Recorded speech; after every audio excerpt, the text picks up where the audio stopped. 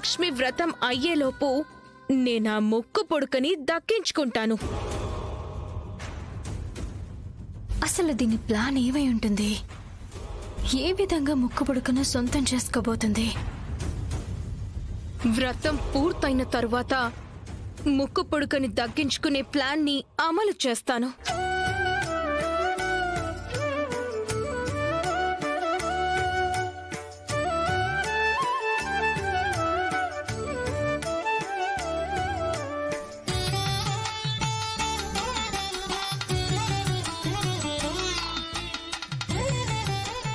అవని, ఏంటత్తయ్యా? సంతానలక్ష్మి కటాక్షం కోసం ఏదైనా పాట పాడమ్మా.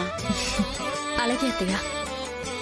అవని ఎందుకులే అత్త, మిగిలిన ఇద్దరు కోడళ్లలో ఎవరితో ఒకరితో పాడించు. నేను పాడిన అత్తయ్య? పాడమ్మా.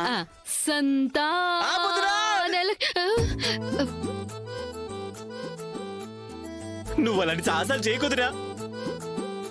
రేయ్, ఈ మధ్య వదిన మంచి మంచి పాటలే పాడుతుందిరా, పాడిని. అనయ్య, ఏం మంచి పాట అన్నయ్య, నువ్వు ఊరుకో. వదిన కనుక పాట పాడిందంటే నేను ఇక్కడి నుంచి వెళ్ళిపోతాను చెప్తున్నాను. కృష్ణ, కూర్చోరా, కూర్చో. నేను కూర్చోనన్నా. కృష్ణ, కూర్చోరా. మరి లేకపోతే ఏంటి నాన్న? వదిన పాడిన పాటలు విని నాకు జ్వరం వచ్చింది తెలుసా? అవని, నువ్వు పాడమ్మా.